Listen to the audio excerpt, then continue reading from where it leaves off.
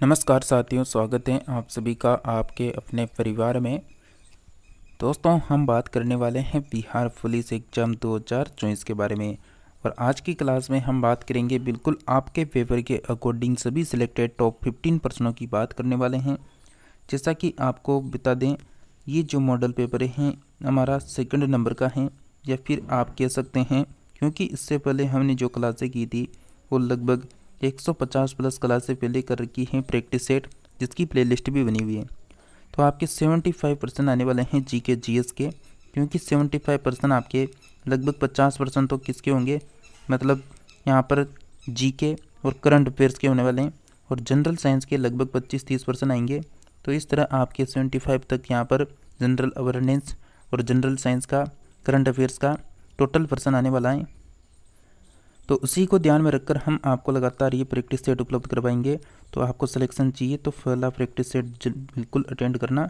जैसा कि आपको यहाँ पर बता दें, अगर आप डेली जीके, जीएस और करंट अफेयर्स की क्लास अटेंड करना चाहते हैं तो इस काले कलर की पट्टी को दबा के चैनल को सब्सक्राइब कर लें। चैनल को सब्सक्राइब करने के बाद इसके पास की जो घंटी का बटन है उसको ऑल के ऑप्शन में कर लेना, ताकि आपको कंटिन्यू क्लासें उपलब्ध होती रहे।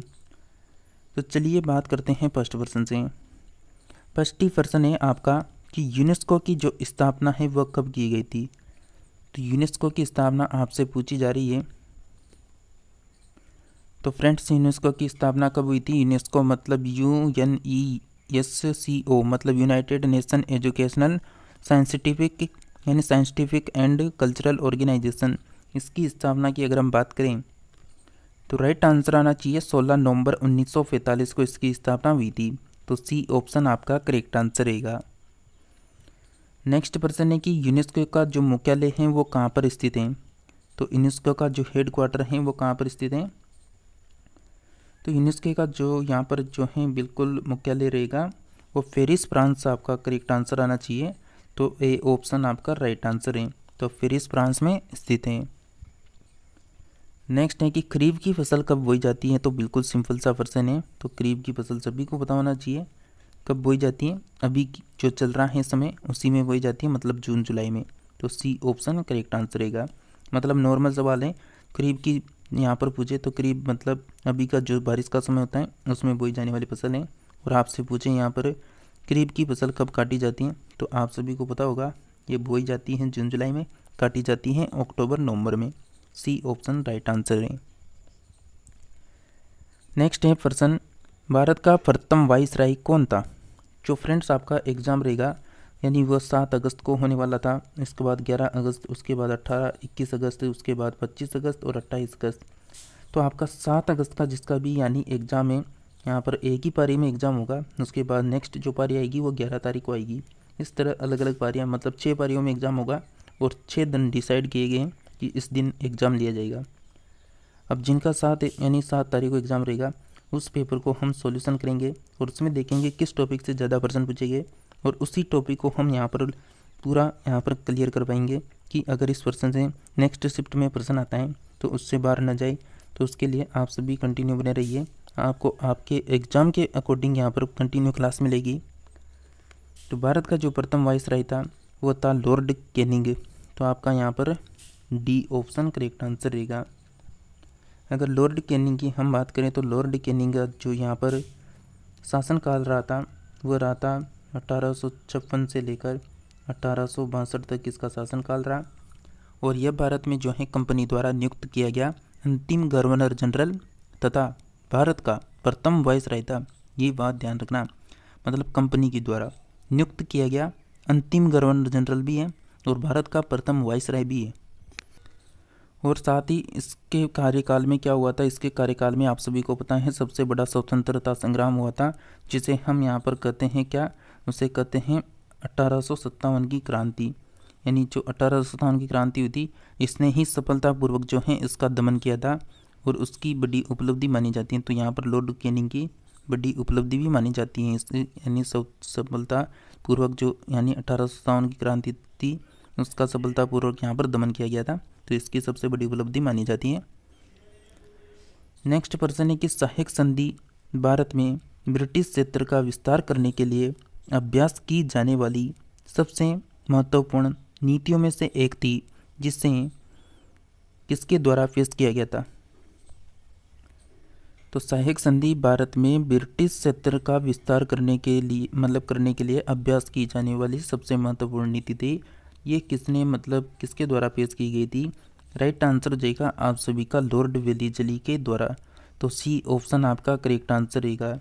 लॉर्ड वेलेस्ली की अगर हम बात करें तो ये यहाँ पर शासन किया इसने 1798 से लेकर 1805 ईस्वी तक। और इसने ही क्या की थी, जो सहायक संधि थी उसकी पद्धति शुरू की थी। और भारत में जो सहायक संधि है उसका प्रयोग जो है वो किसने किया था? तो वेलेस्ली से पूर्व एक फ्रांसीसी गवर्नर था जिसका नाम आता है डुप्ले। तो डुप्ले ने किया था यहाँ पर। तो सहायक संधि स्वीकार करने वाले राज्यों की अगर हम बात करें तो यानी सहायक संधि स्वीकार करने वाले राज्य कौन कौन से हैं?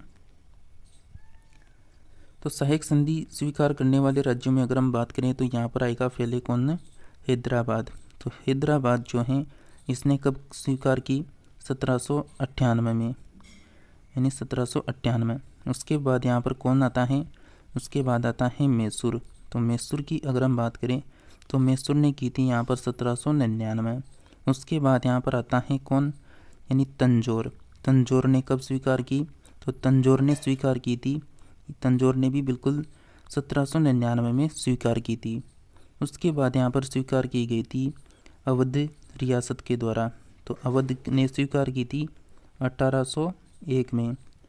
उसके बाद यहाँ पर जो है इंदौर के होलकरों ने भी इस सहायक संधि को स्वीकार नहीं किया था। तो फ्रेंड्स ये थी यहाँ पर सहायक संधि से संबंधित जानकारी। नेक्स्ट प्रश्न की बात करें कि कंप्यूटर भाषा में फोरटन किस क्षेत्र में उपयोगी है?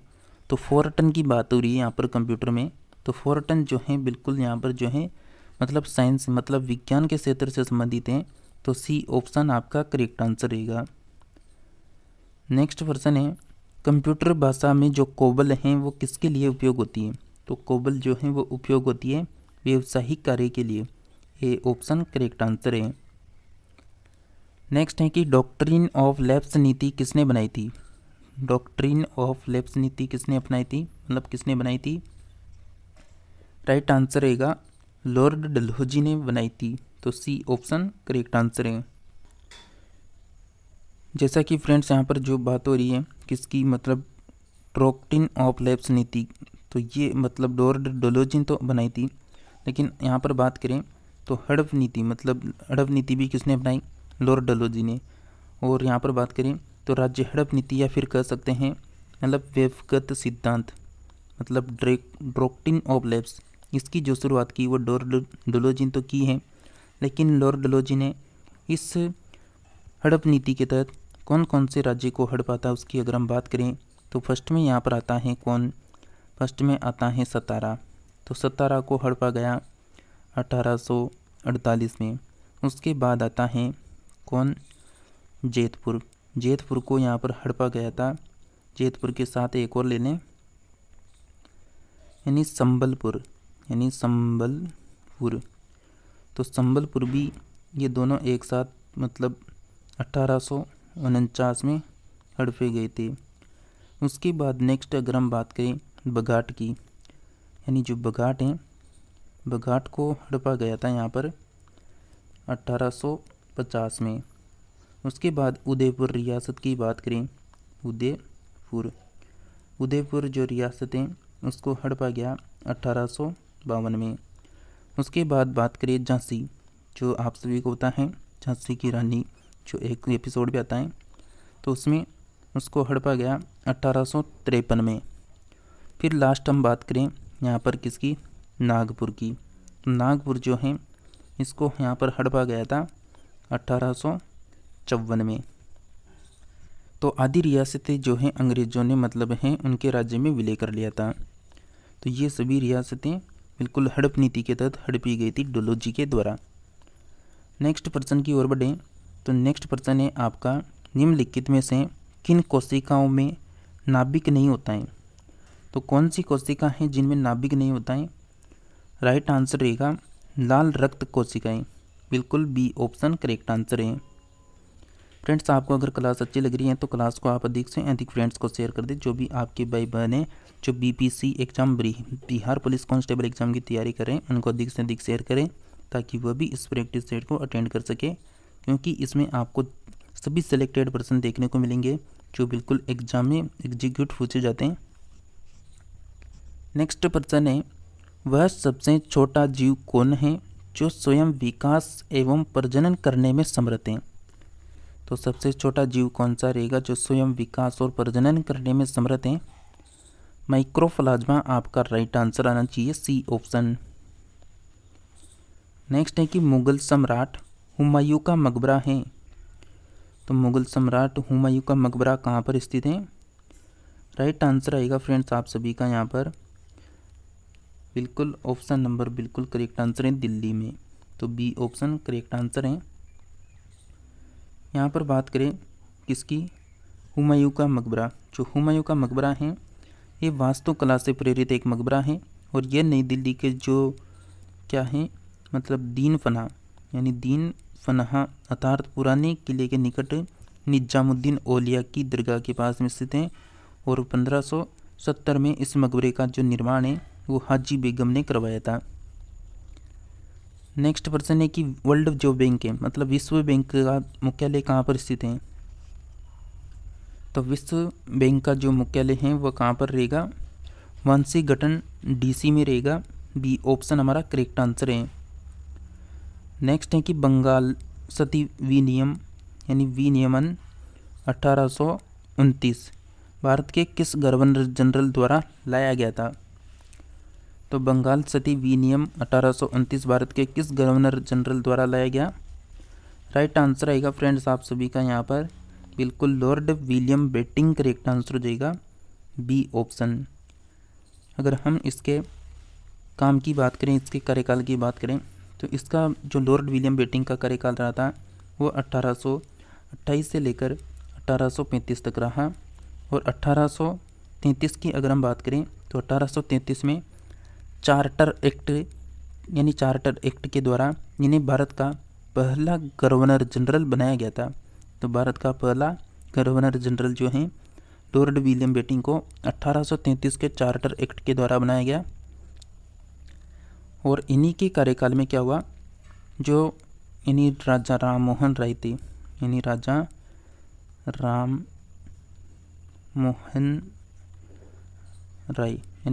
मोहन राय थे, उनकी मदद से अधिनियम 17 के द्वारा सती प्रथा को सन 1829 में समाप्त कर दिया गया।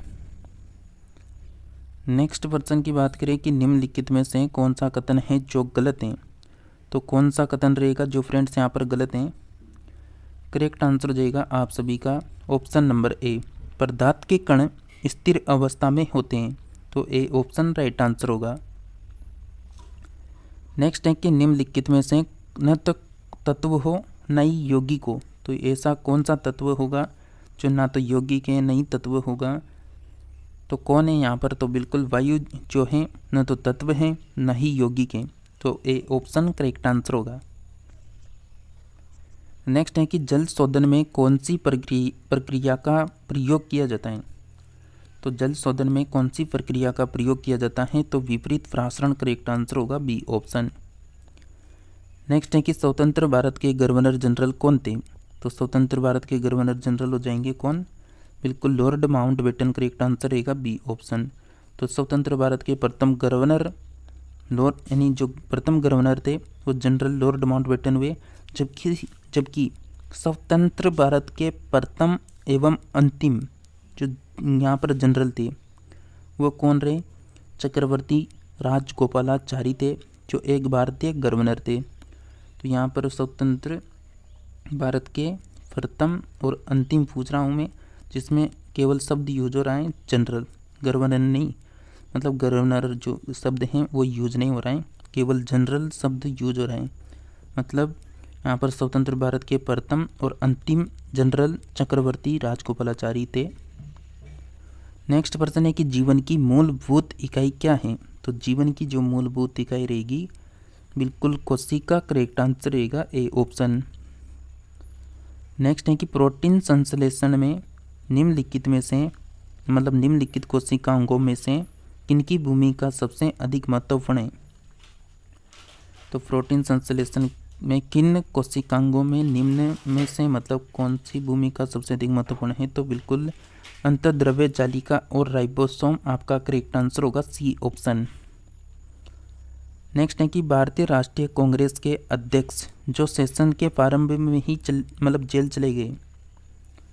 तो भारतीय राष्ट्रीय कांग्रेस के अध्यक्ष कौन थे जो सेशन के प्रारंभ में ही जेल चले गए थे? CR दास आपका करेक्ट आंसर रहेगा ए ऑप्शन। तो भारतीय राष्ट्रीय कांग्रेस का जो यहाँ पर 1922 का अधिवेशन हुआ, इसकी अध्यक्षता भी CR दास ने की थी। भारतीय राष्ट्रीय कांग्रेस तथा मुस्लिम लीग दोनों ने लखनऊ में किस वर्ष में अधिवेशन किया जिसमें लखनऊ समझौता संपन्न हुआ? तो लखनऊ समझौता संपन्न हुआ 1916 में, बी ऑप्शन करेक्ट आंसर है। नेक्स्ट है पादप कोशिका जंतु कोशिका से किस प्रकार भिन्न है? तो पादप कोशिका जंतु कोशिका से किस प्रकार भिन्न है? बिल्कुल कोशिका भित्ति में, बी ऑप्शन करेक्ट आंसर है। नेक्स्ट है कि हवा महल का निर्माण किसने किया था? जो हवा महल है जो जयपुर राजस्थान में है, इसका निर्माण किया महाराजा सवाई प्रताप सिंह ने। तो सवाई प्रताप सिंह करेक्ट आंसर रहेगा। और हवा महल जो है राजस्थान की राजधानी जयपुर में एक राजसी महल के रूप में स्थित है, जिसका निर्माण यहाँ पर सवाई प्रताप सिंह ने लगभग सन 1799 में करवाया, मतलब 1799 में यहाँ पर करवाया गया था। और इसका वास्तुकार जो है लालचंद उस्ताद राता। तो चलिए इसके बाद नेक्स्ट बात करें तो हवा महल की अगर हम और बात करें तो ये 5 मंजिला इमारतें जो यहाँ पर बिल्कुल 50 फीट ऊंची या फिर 15 मीटर ऊंची है। तो इसके बारे में बाद में बात कर लेंगे। और नेक्स्ट प्रश्न है कि जयपुर में हवा महल का निर्माण किससे हुआ था? तो यहाँ पर आपसे पूछा जा रहा है किससे हुआ, तो ये हुआ था लाल और गुलाबी बलुआ पत्थर से, सी ऑप्शन हमारा करेक्ट आंसर रहेगा। तो जैसा कि आपको मैंने पहले बताया कि जयपुर के हवा महल का निर्माण लाल और गुलाबी बलुआ पत्थर से तो हुआ है। इसके जो वास्तुकार रहे थे वो श्री लालचंद उस्ताद रहे थे। और ये एक जो है सांस्कृतिक और शिल्प संबंधित विरासत और हिंदू राजपूत शिल्पकला और मुगल शैली का एक अनूठा मिश्रण भी है। इसे सन 1799 में सवाई प्रताप सिंह ने बनवाया था। नेक्स्ट प्रश्न है कि किस भारतीय राष्ट्रीय कांग्रेस के अधिवेशन में जवाहरलाल नेहरू ने समाजवाद को भारत की समस्याओं को हल करने की कुंजी बताया? इस प्रश्न का करेक्ट आंसर आना चाहिए फ्रेंड्स आप सभी का लखनऊ अधिवेशन 1936, तो बी ऑप्शन करेक्ट आंसर है। जैसा कि फ्रेंड्स आप सभी ने इस प्रैक्टिस सेट को अभी तक लाइक नहीं किया तो लाइक ज़रूर करें और चैनल को सब्सक्राइब कर लें, क्योंकि यहाँ पर आपको डेली मिलेगी सभी सिलेक्टेड प्रश्न। ये जितने प्रश्न आपको करवा रहे हैं ना, इनमें से 100% आपके प्रश्न पूछने की पूरी संभावना रहेगी, क्योंकि ये जो प्रश्न है बिल्कुल लेवल के प्रश्न है, पूछने लायक प्रश्न है। तो बिल्कुल आपका करेक्ट आंसर हो गया ऑप्शन नंबर बी। नेक्स्ट है कि निम्नलिखित में से कौन सा ऊर्ध्वपातन कर सकता है? तो ऊर्ध्वपातन कर सकता है कौन? अमोनियम क्लोराइड आपका करेक्ट आंसर रहेगा, सी ऑप्शन। नेक्स्ट है इंटरपोल का हेडक्वार्टर कहाँ पर स्थित है? तो इंटरपोल का मुख्यालय कहाँ पर आएगा? तो दोस्तों जो इंटरपोल का मुख्यालय रहेगा वो रहेगा लियोन में, तो बी ऑप्शन आपका करेक्ट आंसर आना चाहिए। मतलब अंतर्राष्ट्रीय आपराधिक पुलिस संगठन, जिसे आमतौर पर इंटरपोल के नाम से जानते हैं। और यह जो है एक अंतर्राष्ट्रीय संगठन है जो मतलब दुनिया भर में पुलिस सहयोग और उनके अपराध नियंत्रण की सुविधा प्रदान करता है, जिसका मुख्यालय आपको पता है लियोन। और लियोन कहाँ पर स्थित है? तो लियोन स्थित है फ्रांस में। नेक्स्ट प्रश्न है सूर्य और पृथ्वी के बीच चंद्रमा कब आता है? तो सूर्य और पृथ्वी के बीच चंद्रमा आता है सूर्य ग्रहण के समय, बी ऑप्शन करेक्ट आंसर है। नेक्स्ट है कि सवेज नहर की लगभग लंबाई कितनी है? तो लगभग लंबाई पूछी जा रही है, तो 168 किलोमीटर आपका करेक्ट आंसर होगा, सी ऑप्शन। नेक्स्ट है कि जिले में मतलब निम्न में से कौन से मुगल शासक राजपूत माँ के गर्भ में जन्म लिए थे? तो मुगल शासक जो राजपूत माँ के गर्भ में जन्म लिया वो थे जहांगीर एवं Shahjahan. C option correct answer होगा। नेक्स्ट प्रश्न है, वाक्यूलर प्रेस एक्ट किस वायसराय के द्वारा समाप्त किया गया? करेक्ट आंसर रहेगा रिपन के द्वारा। तो सी ऑप्शन करेक्ट आंसर है। नेक्स्ट है कि लेनिन कहाँ के शासक थे?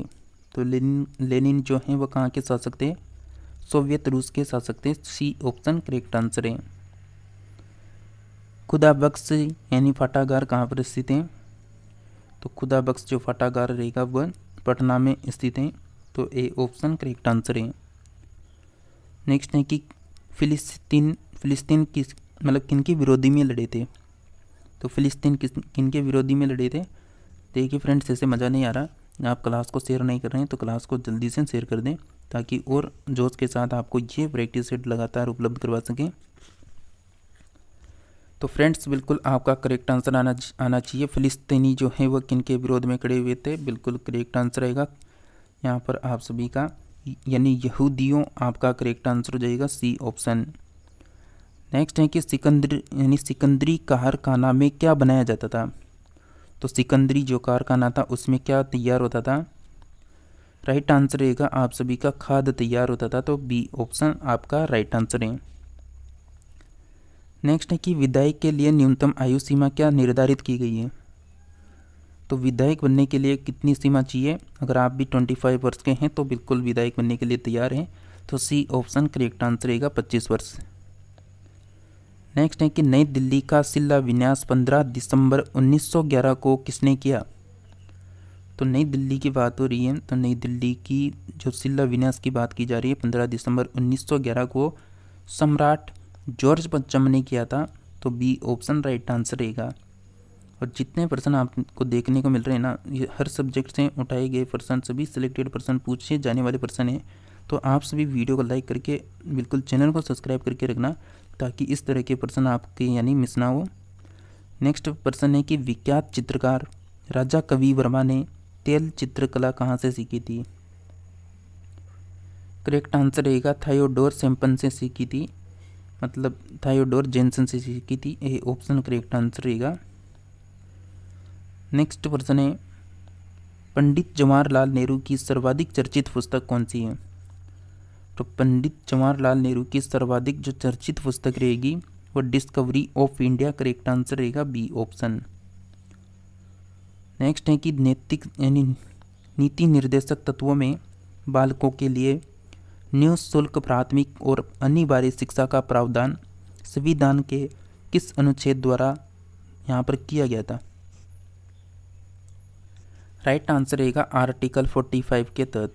ए ऑप्शन करेक्ट आंसर है। नेक्स्ट है कि भारत में मंत्रिपरिषद सामूहिक रूप से किसके प्रति उत्तरदायी है? तो भारत में मंत्रिपरिषद सामूहिक रूप से किसके प्रति उत्तरदायी है? लोकसभा के प्रति। बी ऑप्शन राइट आंसर होगा। नेक्स्ट है कि निम्नलिखित में से किस कंपनी ने दृष्टिहीन लोगों के लिए टॉक बैक कीबोर्ड विकसित किया? तो किस कंपनी ने दृष्टिहीन जो लोग हैं जो देख नहीं सकते उनके लिए टॉक पैड यानी टॉक बैक जो कीबोर्ड है वह विकसित किया? गूगल के द्वारा। ए ऑप्शन करेक्ट आंसर है। नेक्स्ट है कि भारत में राष्ट्रीय आय की गणना में किस विधि का प्रयोग किया जाता है? तो भारत में राष्ट्रीय आय की गणना में किस विधि का प्रयोग होता है? उत्पत्ति की गणना, आय की विधि, उपरोक्त दोनों। तो सी ऑप्शन करेक्ट आंसर होगा। नेक्स्ट है कि हड़प्पा सभ्यता किस युग की थी? हड़प्पा जो सभ्यता है वह किस युग की मानी जाती है? कांस्य युग आपका राइट आंसर रहेगा। A option. नेक्स्ट है कि सिंधु घाटी की सभ्यता में घोड़े के अवशेष कहाँ पर मिले हैं? तो सिंधु घाटी सभ्यता में जो घोड़े के अवशेष हैं वह सुरकोटदा में मिले हैं। डी ऑप्शन करेक्ट आंसर है। नेक्स्ट है कि अशोक के कलिंग युद्ध के विषय में किस अभिलेख से जानकारी मिलती है? तो कलिंग युद्ध के विषय में जो है अभिलेख से जानकारी मिलती है तो बिल्कुल 13वें शिलालेख से। डी ऑप्शन आपका करेक्ट आंसर है। नेक्स्ट है कि यानी पोंडजोल क्या है। पोंडजोल क्या है? कोणधारी वन प्रदेशों में मिलने वाली मिट्टी है फ्रेंड्स। तो सी ऑप्शन आपका करेक्ट, मतलब ए ऑप्शन आपका राइट आंसर रहेगा। नेक्स्ट पर्सन है फ्रेंड्स आपका अंग्रेजों ने क्रिप्स मिशन को भारत में किस उद्देश्य से भेजा था। तो फ्रेंड्स बिल्कुल प्रश्नों का लेवल कैसा रहा ये कमेंट करके आप सभी फ्रेंड्स जरूर बताना। तो बिल्कुल इंग्लैंड के युद्ध प्रयत्नों में भारतीयों का सहयोग प्राप्त करने हेतु क्रिप्स मिशन यहाँ पर भेजा था। तो आपका सी ऑप्शन करेक्ट आंसर है। नेक्स्ट है कि भारत में चंदन की लकड़ी के वन सर्वाधिक कहाँ पर पाए जाते हैं। तो चंदन की लकड़ी के सर्वाधिक वन कहाँ पर हैं भारत में। राइट आंसर रहेगा नीलगिरी की पहाड़ियों में। तो सी ऑप्शन आपका करेक्ट आंसर रहेगा फ्रेंड्स। तो फ्रेंड्स आपको आज का प्रैक्टिस सेट और प्रश्नों का लेवल और यहाँ पर सॉल्यूशन करवाने के बाद जो समय लग रहा है उसके लिए सॉरी, लेकिन यहाँ पर सॉल्यूशन करवाने के बाद जो है समय तो लगता है। तो आपको आज का जो प्रश्नों का लेवल है वो कैसा लगा कमेंट करके बताना। और आगे भी लगातार आपको यहाँ पर बिहार पुलिस कांस्टेबल के लिए लगातार क्लासें मिलने वाली है, तो आप उनको भी लगातार अटेंड करें। तो इसके लिए आप सभी चैनल को सब्सक्राइब करके रखें और इसके पास की घंटी के बटन को जो है ऑल में लगा लें। ऊपर ऊपर एक ऑप्शन आएगा, उसमें घंटी में दबाने के बाद तो ऑल में सेलेक्ट करके, ताकि सभी प्रैक्टिस सेट आप सभी को कंटिन्यू उपलब्ध हो सके। और आपका जो एग्ज़ाम रहेगा 17, 11, 18, 21, 25, 28 अगस्त तक, वहाँ तक आपको आपके जो पारी वाइज एग्ज़ाम होते जाएंगे और जिनका नेक्स्ट पारियों में एग्ज़ाम रहेगा उनके पेपर के लेवल के अकॉर्डिंग हम टॉपिक वाइज भी क्लासें कर लेंगे, ताकि अगर उस टॉपिक से वापस पर्सन आएगा तो उस पर्सन उत्तरी से बाहर न जाए। तो आप सभी बिल्कुल रोज़ाना जुड़े रहिए हमारे साथ। मिलते हैं नेक्स्ट प्रैक्टिस सेट में।